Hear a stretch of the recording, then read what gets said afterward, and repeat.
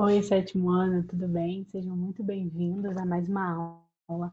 Hoje a gente vai falar sobre os animais vertebrados. Até agora nós estamos falando de filos de invertebrados, ou seja, animais que não vão ter uma estrutura óssea, uma estrutura rígida, principalmente cabeça, não vamos ter coluna vertebral, nem nenhuma dessas estruturas. Só que é muito importante falar umas coisas para vocês. Até agora, como eu disse, nós estávamos vendo filos. Só que vertebrado não é um filo. Isso é um pouquinho complicado, mas aceitem essas informações com muito amor e carinho. O filo que esses animais fazem parte, na verdade, é chamado de cordata, tá bem? São os cordados. Eles não significa só que eles têm essa coluna vertebral, são outras características, mas essas características se dão principalmente na origem embrionária, quando eles são lá embriões sendo formados. Mas o interessante para a gente é aprender os vertebrados, que na verdade é um subfilo, tá? A gente viu grandes classificações como reino, filo, classe e ordem, mas a gente tem pequenas classificações ainda dentro dessas grandes. Então, é importante que vocês anotem que vertebrados ou vertebrata é um subfilo dos cordados, tá? Então, esses animais vertebrados, eles vão ser caracterizados para vocês com uma coluna vertebral, que vai ser esse eixo pelo qual o corpo vai se sustentar, vai sair daí, ok? Os membros superiores e inferiores. E, muito importante, eles têm um crânio ósseo, um crânio rígido, tá? Que vai proteger essa parte do encéfalo, que vai proteger essa parte da cabeça. Três. A gente viu dois tipos de simetria. Isso é muito importante a gente lembrar. A gente viu uma simetria radial e a gente viu uma simetria bilateral. Essa simetria radial, que a gente já viu, eles não vão ter uma cabeça muito diferenciada do corpo. Você não sabe onde está a cabeça, onde está o corpo muito bem, porque eles vão ter vários planos que a gente pode traçar linhas, né? Eles vão ser iguais em muitas partes. E o processo de transformar os animais em bilaterais vem com essa formação da cabeça, tá bem? Então, esses vertebrados, eles serão bilaterais e vão ter a cabeça bem bonita, bem diferenciada, bem visível, na maioria das vezes. Na maioria das vezes, é bom lembrar isso.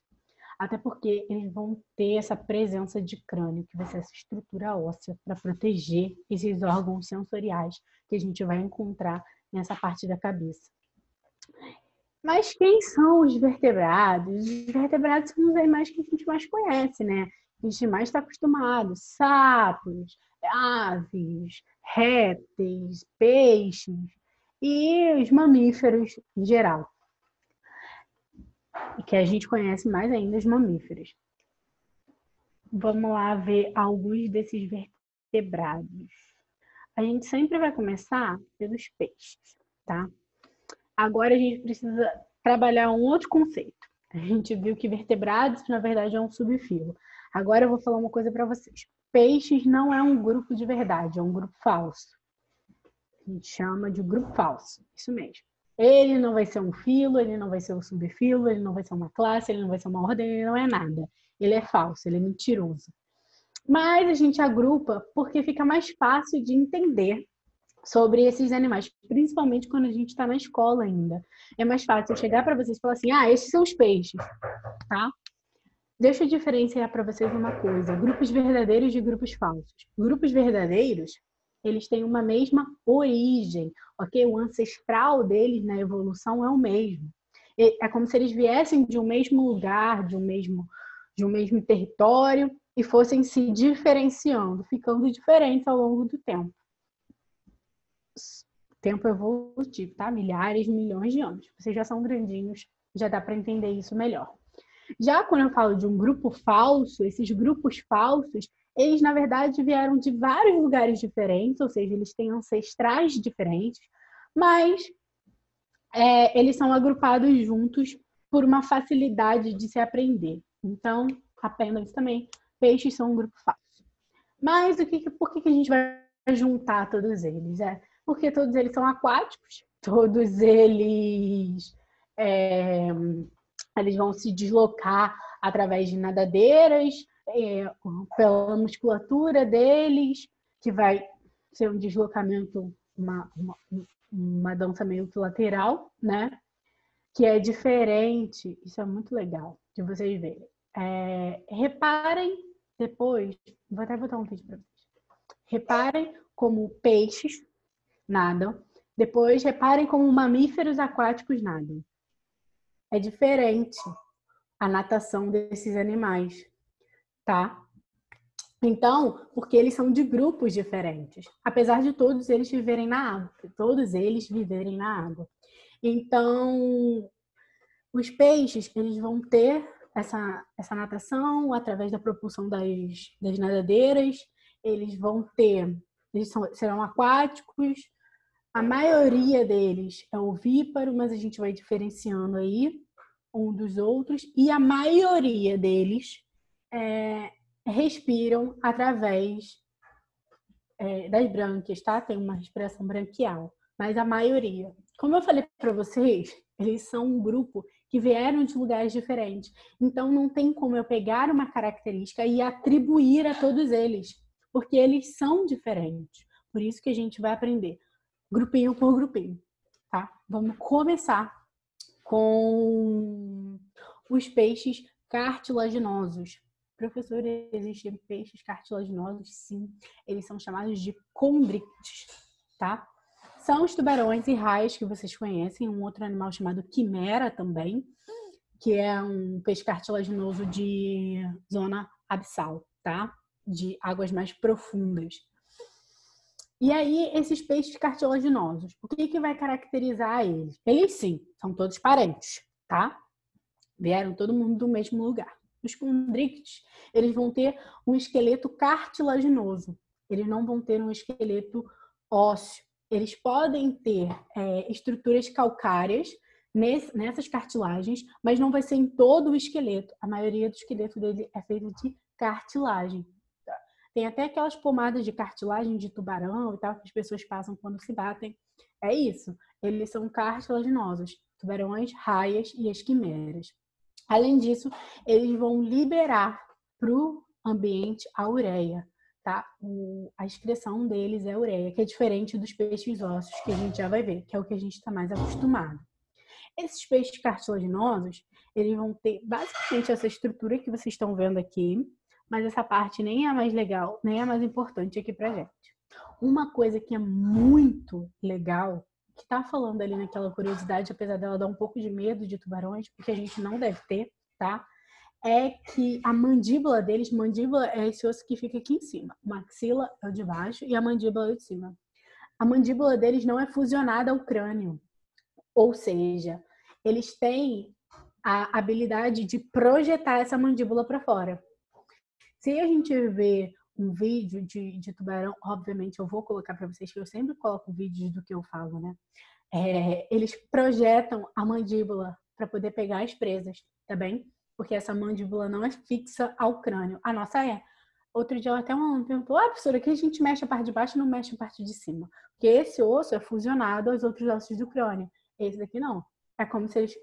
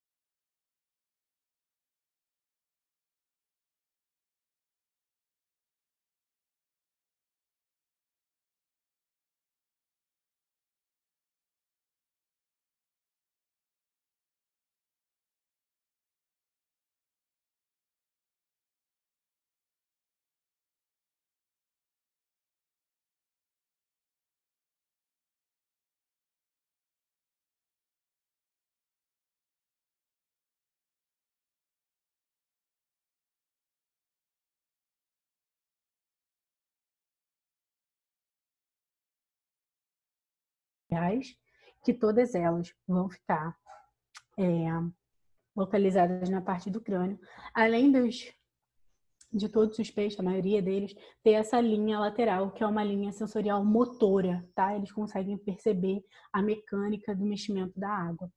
Isso tudo é bom para eles caçarem, fugirem de predadores, enfim. São características que esses animais têm, tá? Agora nós vamos para os próximos. Nós falamos agora, lembrando, peixes cartilaginosos, condictes, tubarões, raias e quimeras. Agora nós vamos falar dos peixes ósseos. Esses daí são os mais variados o possível. Eu venho desde o Nemo até o cavalo marinho. Tudo isso é peixe ósseo. E eles não têm nada a ver um com o outro, né? Quando a gente olha assim à primeira vista. Mas o esqueleto deles é ósseo, tá? É estrutura rígida mesmo, toda impregnada com cálcio e outros sais minerais, que é diferente lá do que a gente já estava falando dos condrictes. Esses animais de peixes ósseos são chamados de osteíctes. Isso aí, osteíctes. Eu falo devagar às vezes que é para vocês anotarem, né? Não podem esquecer de anotar essas coisas, é muito importante. E a principal excreta nitrogenada deles é a amônia, diferente dos outros que a gente já falou, que seria a ureia.